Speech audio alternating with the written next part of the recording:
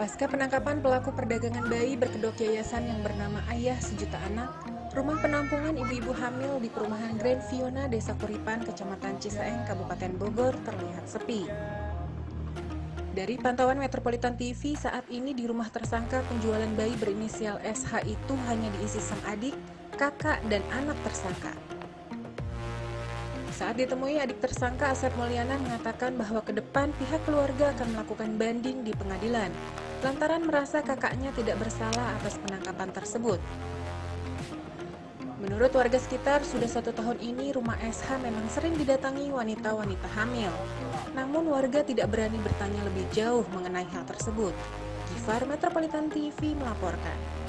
Nama Bapak? Habudin. Habudin. Oke. Yang Bapak si Habudin ya? Ya, Pak, sekarang Bapak kan warga sini ya. Ini warga mana sih Pak? warga Fiona.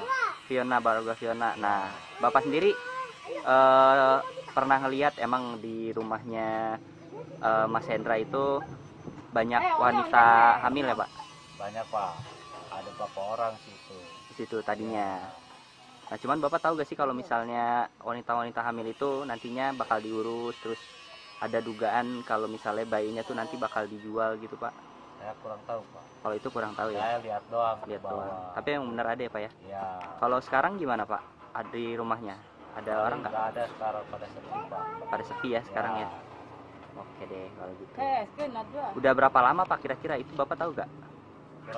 Kurang tahu saya Pak. Tapi kalau misalnya wanita hamil pada di situ, pada ngumpul di situ, Bapak itu dari kapan tuh? Ya udah lama sih Pak. Saya lagi kuliah nurunin. Banyak yang hamil. Saya nggak nanya sama bos Hendra, enggak. Diam deh, saya naik lagi ke atas. Oke. Gitu. Jadi nggak tahu apa-apa ya? Iya. Tapi emang benar. Oke deh Pak. Makasih ya Pak. Iya.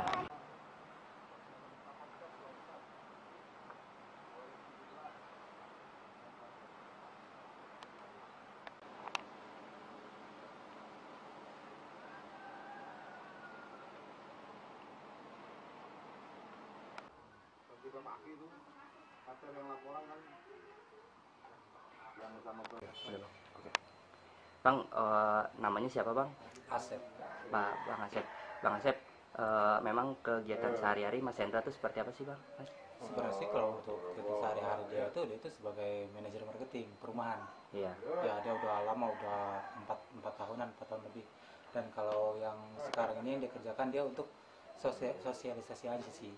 Jadi dia itu dengan uang pribadi pengen gitu, dengan uang lebih dia ngebantu tuh ibu-ibu yang kesusahan, yang hamil di luar nikah, yang anaknya pengen diaborsi segala macem, itu dia tampung di sini. Nah itu sampai anaknya lahir aja sih. Jadi kalau anaknya udah lahir itu ditaruh di panti. Dan sebetulnya untuk sistem adopsi itu dari awal kakak saya kerja sama panti juga nggak mau anaknya yang mau diadopsi satupun. Tapi berhubung ini yang kasus sekarang ada salah satu ibu hamil yang anaknya benar-benar pengen banget diadopsi, dan dia ya setidaknya pengen ada imbalan uang lah untuk keperluan dia sehari-hari, ya mau nggak mau kakak saya mengiyakan. Dan itu juga itu semua udah perjanjian dari awal sama si ibu yang adopsi sama si ibu yang mau ngadopsi anaknya juga, bahwa anaknya diadopsi sama orang Lampung. Ya, dan diserahkan langsung sama, bukan kakak saya yang nyerahin anaknya, tapi keluarga yang dari pihak Lampung ada di sini di Parung, namanya Kaila. Nah, setelah diserahin itu dikasih uang 15 juta. Dan sama si ibu yang adopsi sebagai tanda terima kasih, bilangnya seperti itu. Dan 15 juta itu memang 5 jutanya dikasihin ke si ibu hamil, dan si ibu hamil juga tahu 10 jutanya itu masih dia simpan, tidak dia pakai juga. Karena kenapa? Satu, lahiran sesar, oke dia pakai BPJS, tapi setidaknya walaupun pakai BPJS takut ada kedepannya ada gejala apa karena itu lahiran sesar, jadi uang itu masih bisa dipergunakan untuk ibu-ibu hamil seperti itu.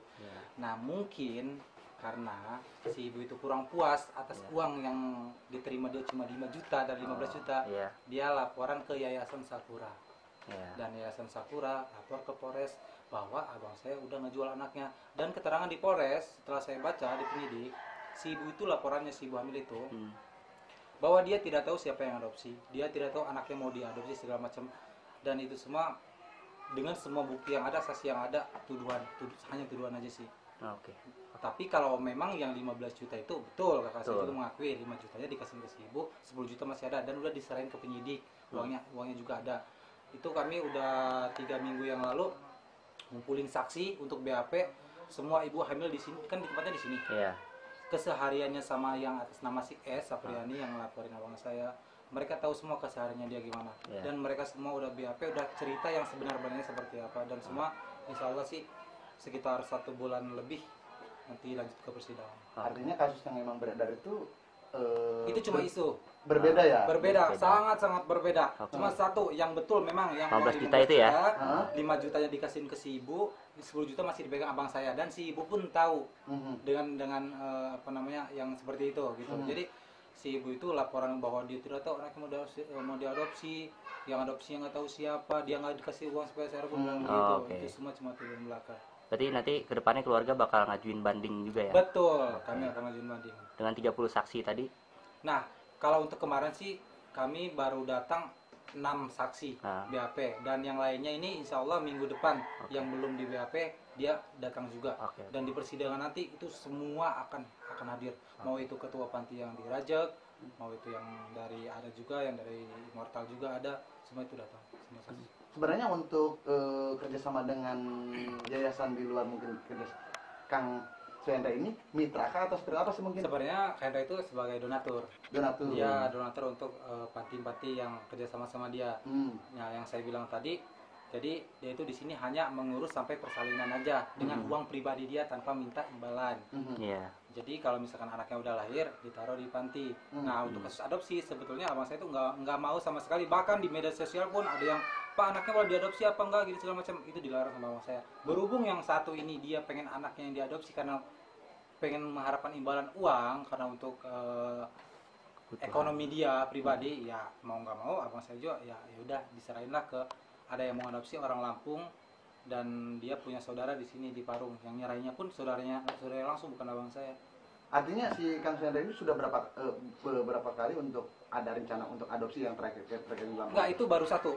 Baru satu. Yang diadopsi itu baru satu itu, dan itu pun permintaan si ibunya. Iya, dari pihak Kak Hendra maupun dari panti itu nggak mau anaknya yang diadopsi. Itu berarti artinya selama persalinan itu dibiayai BPJS mungkin? Betul, BPJS itu kan biaya sesar, itu kan sesar. Jadi pakai BPJS, cuman walaupun pakai BPJS kan takutnya nih kedepannya ada gejala apakah, namanya sesar ya nggak normal. Jadi maksud abang saya itu yang 10 itu masih dia pegang, dan abang saya pun bilang dari awal ke si ibu yang laporin dia itu udah dibilangin kalau memang dia pengen mengharapkan imbalan uang itu nggak bisa banyak, ya sekitar 4-5 juta. Karena kenapa? Takut nanti kedepannya ya seperti ini gitu, ntar takut ada kasus apa, dan si ibu pun menyetujui, dan saya ada fotonya penyerahan bayi. Ada saya.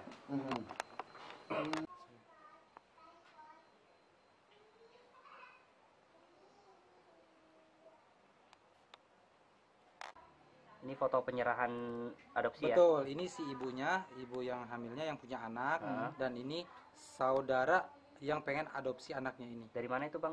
Ini dari Lampung. Oke. Itu surat pernyataan apa, Pak? Ya, ini ada surat pernyataan juga. Dan surat pernyataannya ada 2. Si pihak yang adopsi itu atas sama Pak Hendi, yang dari Lampung dia pegang 1 dan abang saya pegang 1. Ini dari mana? Ini ketemuannya di mana nih, Bang? Di nasional. Oh, di sini. Betul, di Oke. kamar di dalam. Jadi yang dari Kapan Lampung itu, Bang? datang ke sini ya? Kenapa? Kapan itu?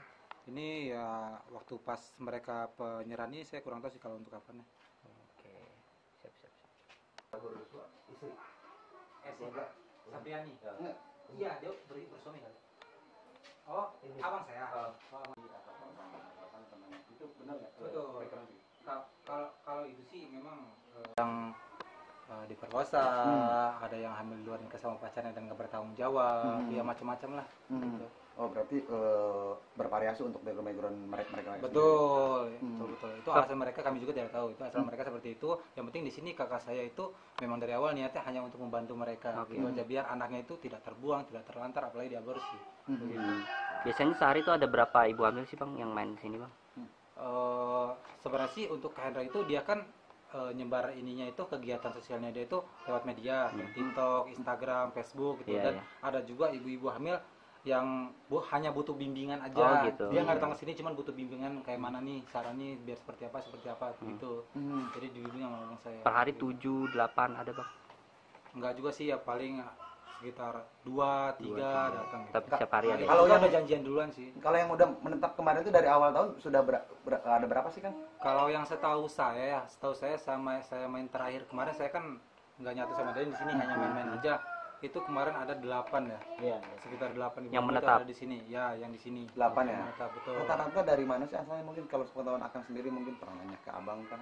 Maksudnya apa? Asal mereka mungkin. Oh, ada yang dari Sukabumi, ada yang dari Bandung, ada yang dari Lampung juga, ada yang dari dekat-dekat sini Jakarta Selatan. Kalau dari Bogor kah?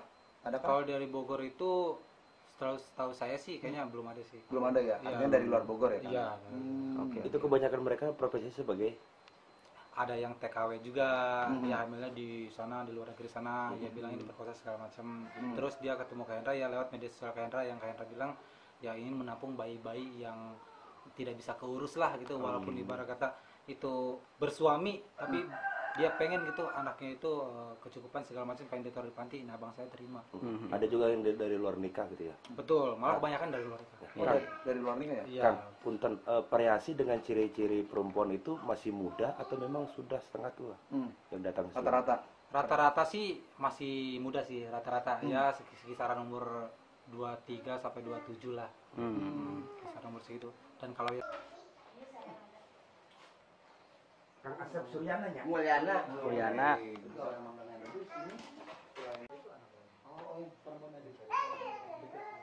Oh, dekat. Tapi kadang 15 juta itu sampai orang saya di dan jujur seharusnya Ya.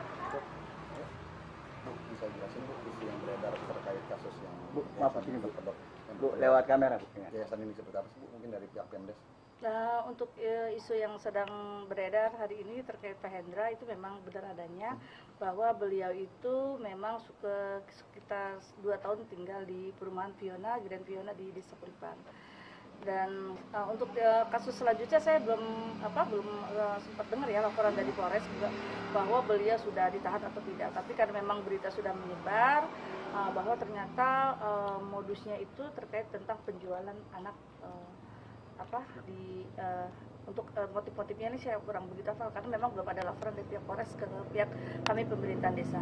Dengan siapa sih mereka bertinggal tuh si itunya?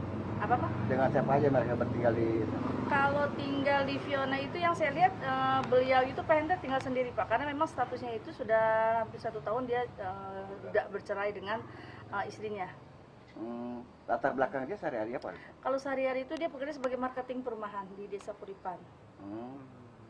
Kalau soal penampungan, beliau pernah laporan ke desa gitu? Itu kan laporannya dari komplain dari warga masyarakat. Awalnya komplain masyarakat, khawatir mungkin banyak yang demo.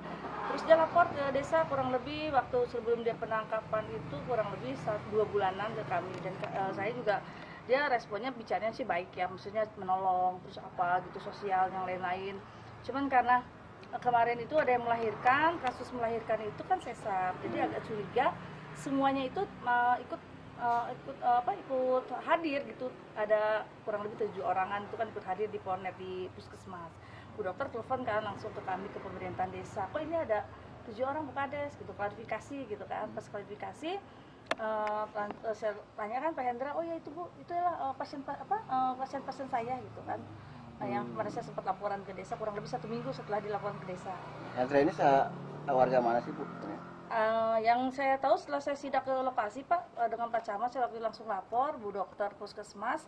Sidak ke lokasi itu ternyata berbagai tempat wanita-wanita itu kan ada kurang lebih 7 orang waktu saya ada di lokasi. Dari Bangka Belitung, dari Sulawesi, dari Lampung, dari Indramayu, semuanya ada di situ. Yang saya pernah tadi beberapa tahu saya kirimin orangnya, cuman ditutup mukanya ya oleh Pak Hendra, semua wanita yang sekarang sudah diamankan di rumah. Hendra ini asli warga mana Bu? Pak Hendra itu kurang lebih aslinya dari Cibentang kayaknya, desa Cibentang. Oh di Cibentang. Nikahnya juga dengan Cibentang, tapi dia bukan dari Cibentang, tapi kurang hafal, kayaknya Lampung, kelahiran Lampung Pak. Lampung Bu ya.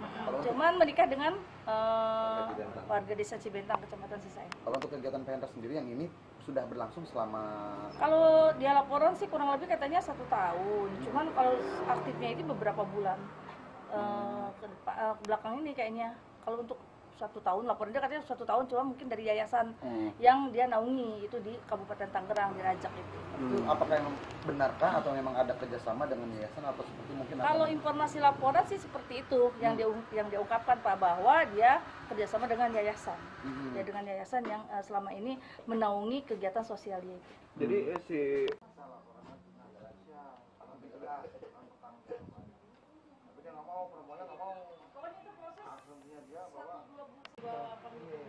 katanya begitu, diantaranya asumsi seperti itu. Cuma kan kalau susah-susah nggak mungkin gitu kali.